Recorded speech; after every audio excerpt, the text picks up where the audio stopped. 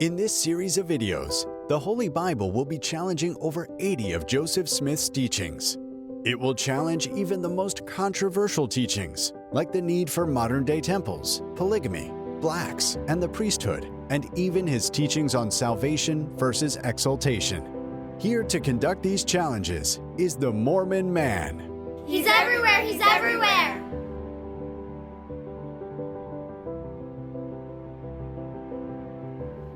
Was there a falling away or an apostasy from the original church and teachings that Jesus Christ himself set up and taught?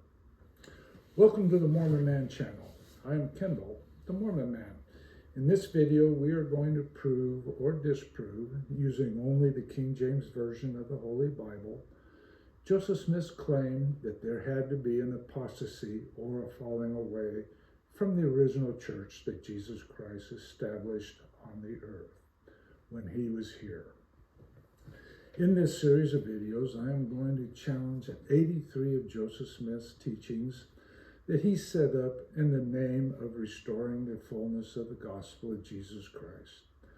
I will include all of the hard topics like righteous Mormons can become gods and goddesses, blacks in the priesthood, polygamy, and others. If you would like to follow what the King James Version of the Bible has to say about these 83 teachings of Joseph Smith, then please press the subscribe button below. If you understand and agree with what you are learning, then press the like button below. If you disagree with the biblical support given, then press the dislike button below. Chapter 1, the Apostasy. When Jesus Christ restored his fullness of the gospel back on earth through Joseph Smith, many followers said that there was a great apostasy from Christ's original church. Let's first define what apostasy means. The Merriam-Webster Dictionary defines apostasy as an act of refusing to continue to follow, obey, or recognize a religious faith. 2. Abandonment of a previous loyalty defection.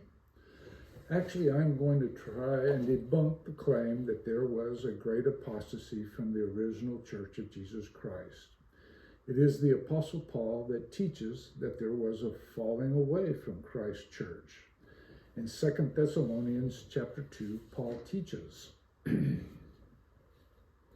it's verses 2 and 3, that ye be not soon shaken in mind or be troubled, neither by spirit nor by word, not by letter as from us, as that the day of Christ is at hand. Let no man deceive you by any means, for that day shall not come except there come a falling away first, and that man of sin be revealed, the son of perdition.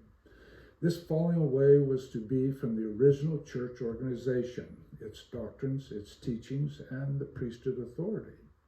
While Christ was on the earth, he organized his church with apostles, prophets, and other offices. Christ established that church with the power of the priesthood, with the accompanying ordinances. He also established rules and or commandments for his disciples to live by. Then he called the general membership to go 2 by 2 out into the world to spread his gospel. This falling away was a departure from the organization and teachings that Christ and his apostles set up while they were on the earth. I personally believe that there was not an apostasy. There was no act of refusing to follow, obey, or defect from Christ's church. This falling away happened gradually. As the apostles died off, the priesthood line of authority and many of the teachings and ordinances slowly disappeared or were changed. I can support my feelings through the writings of the second generation of church leaders. These were the leaders after the original 12 apostles died off, men like Clement, Ignatius, and Polycarp. There are more writings from these leaders that are translated, published, and available in many bookstores. One set of writings is the writings of the Apostolic Fathers. These writings, also records some of the early teachings and expected behavior of the general membership. As I read letters that these Christian bishops wrote over a period of several hundred years, the basic teachings and ordinances of the church changed. In the period 307 to 337 AD, the Roman Emperor Constantine, having trouble hanging on to the Roman Empire, decided to adopt the belief of the Christians as the state's organized church. This is where the Roman war against the Christians was lost. Christianity won. Constantine himself was a sun worshiper. After this state adoption of Christianity, the Roman emperors in Constantinople had complete power and control over the Christian religion for about 700 years. I do not look at the Roman Catholic Church as apostatizing from the original Church of Jesus Christ. I believe that they sincerely tried to piece back together what was lost over the 250 years previous. The Roman Catholic Church recognized the importance of the priesthood authority that was present in the original church and the necessity for a line of authority. The Catholic Church has a record of all the leaders of the Catholic Church, or popes, from the time of the Apostle Peter. In about 1054 AD, the actual first apostasy occurred. This is when Rome and Constantinople split, and the Roman Catholic Church was created, based out of Rome, the Vatican, in the west. And the Eastern Orthodox Catholic Church in the east was based out of Constantinople. The early 1500s began yet another apostasy. This is what is called the Protestant Reformation. This is when Martin Luther began his questioning of the teachings of the Roman Catholic Church. The Roman Catholic Church viewed this as an apostasy from Christ's church, and Martin Luther King was subsequently excommunicated from the Roman Catholic Church. This incident led to the separation of the Church of England, the branching off of Calvinism, and other radical sects that wanted to teach what they thought was the correct teachings of Jesus Christ. I am now going to investigate the biblical teachings on the apostasy, focusing first on the Old Testament, prophecies of the falling away. One of the first ones was from the prophet Isaiah. He speaks specifically of the leaders and members of the church who have changed the ordinance and broke the everlasting covenant. The leaders of the Roman Catholic Church, somewhere between 300 AD to the 1500s, changed the ordinance that was established by the Lord. These many changes instituted by the Roman Catholic Church led to the Protestant Reformation beginning in the 1500s. Isaiah 24:5, the earth also is defiled under the inhabitants thereof, because they have transgressed the laws, changed the ordinance, broken the everlasting covenant. Broken the everlasting covenant. Ooh. I will have a separate video on the covenant people in chapter 15. About the 21st video, I think. Now, on to another prophecy by Isaiah. The church members and leaders in the latter days are again revealed for their shallowness or of insincerity towards God. In Isaiah chapter 29, the Lord describes many members of the Christian faith here. Verse 13, wherefore the Lord said, for as much as this people draw near me, with their mouth and with their lips do honor me, but have removed their heart far from me, and their fear toward me is taught by the precept of men. In this passage, the religious leaders are accused of teaching the things of God by their own precepts and beliefs, and not by the inspiration of God through his prophets, as was done throughout the history of the Bible. Does this meet the dictionary's definition of apostasy? Abandonment of a previous loyalty, defection. Another Old Testament prophet, Amos, tells how God works through his leaders in the following passage. Amos 3:7. Surely the God will do nothing, but he revealeth his secret unto the servants, the prophets. Isaiah continued prophesying of the apostasy from Christ's original church in the following passage. This is Isaiah 62. For behold, that darkness shall cover the earth, and gross darkness the people. But the Lord shall arise upon thee, and his glory shall be seen upon thee. In this passage, Isaiah foretold of the dark ages where the world did not progress. There were no prophets. The head of the Roman Catholic Church is not called a prophet, but instead is called a pope. It is this official policy of most modern-day churches that the heavens are closed. That fulfills this next prophecy by Amos 8:11. Behold, the days come, saith the Lord God, that I will send a famine in the land, not a famine of bread, nor of a thirst, but of a hearing the words of the Lord.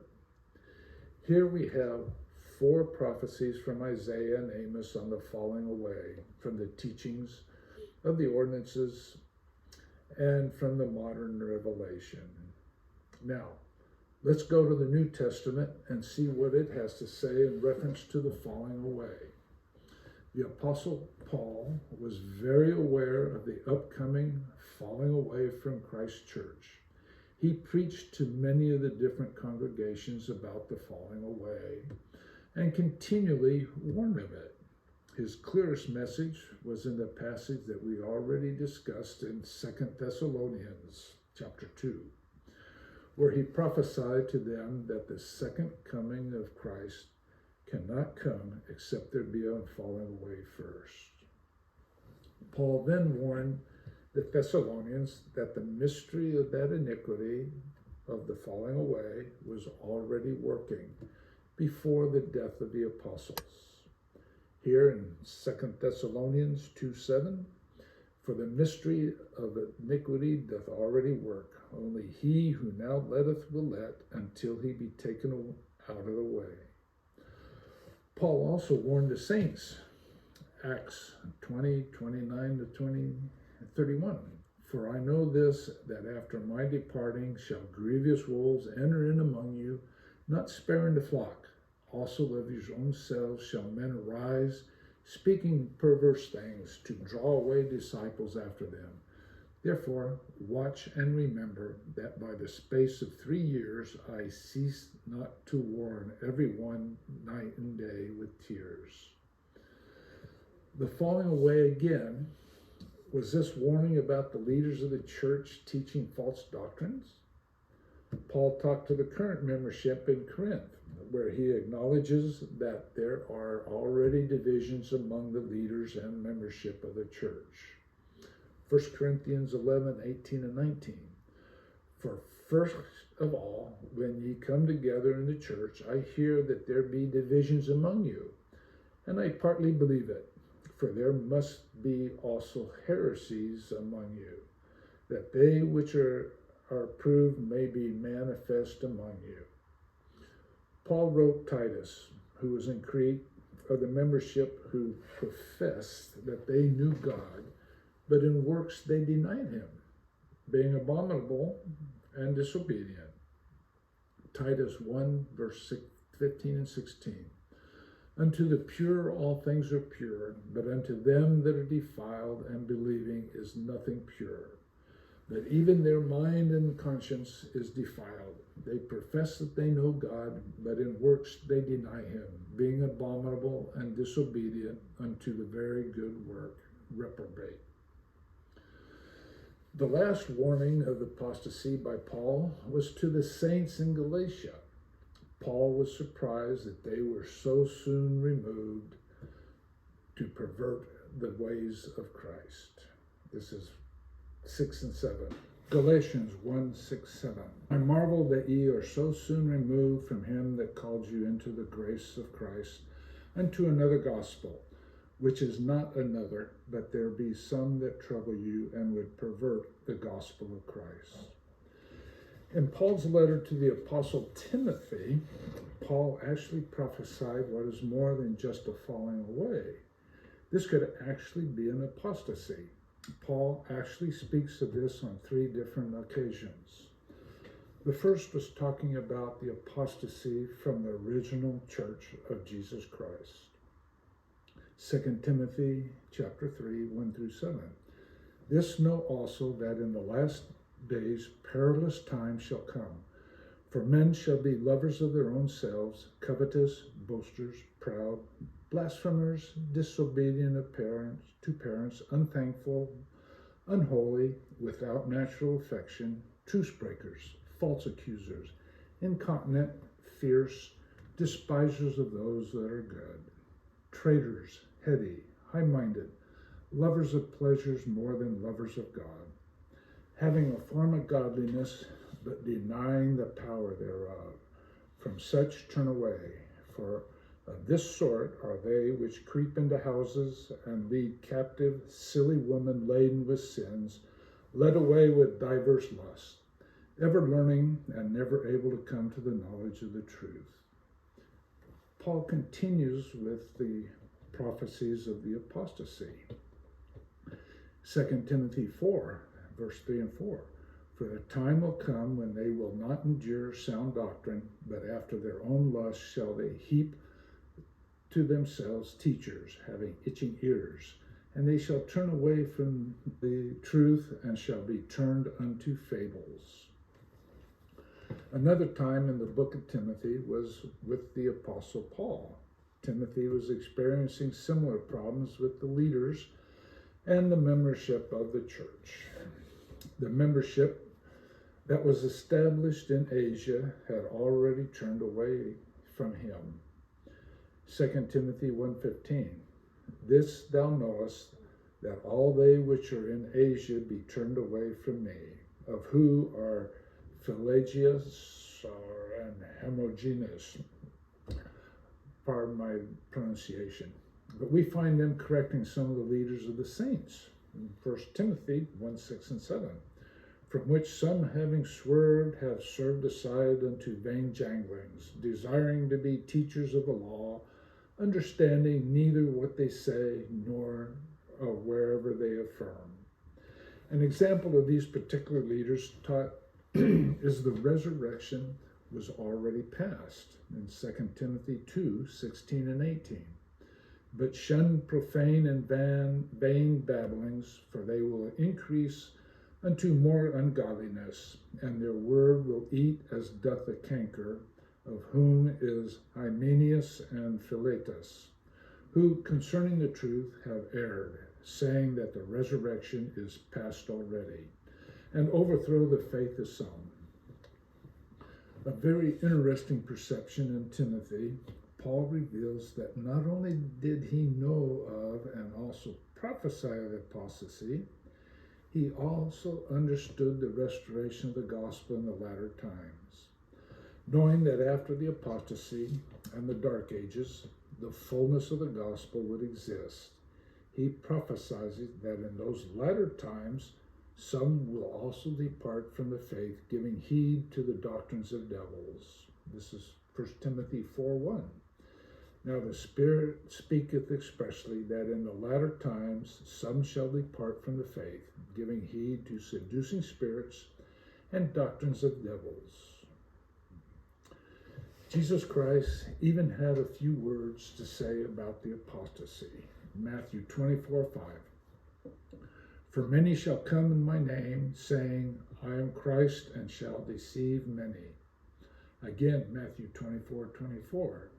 Christ says, for there shall arise false Christs and false prophets, and shall shew great signs and wonders, insomuch that, if it were possible, they shall deceive the very elect.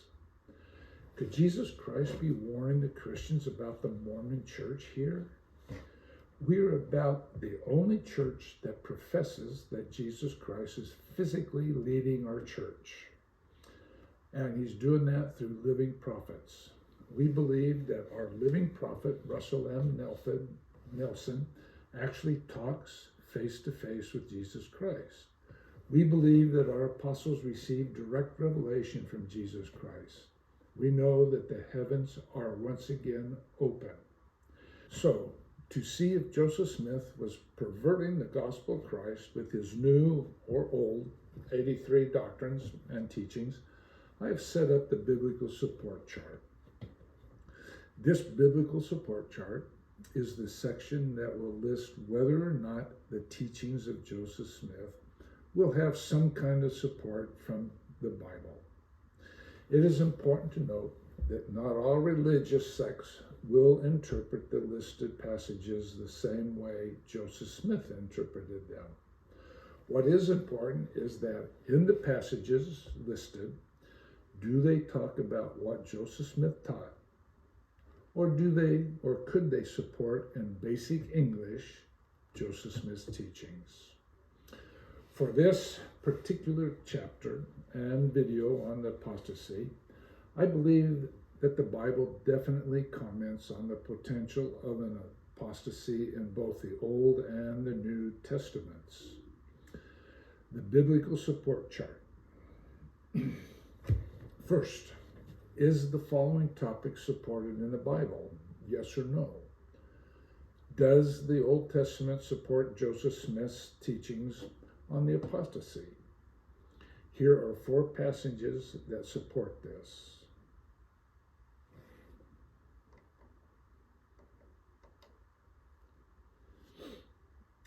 The answer is yes. 1b. Does the New Testament support Joseph Smith's teachings on the apostasy? Here are 15 passages that support this.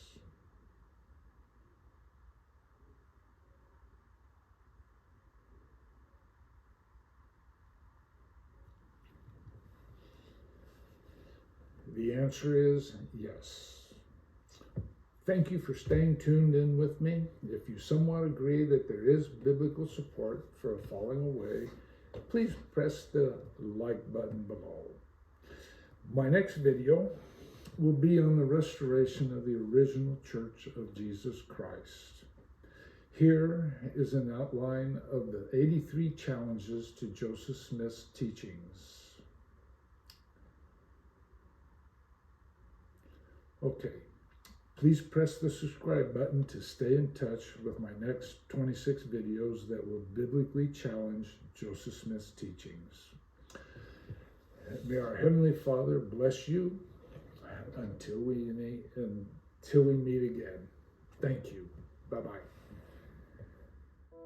Be watching for another of the Holy Bible's challenge to over 80 of Joseph Smith's teachings, presented by one of the most fantastic truth seekers, the Mormon Man. He's everywhere, he's everywhere.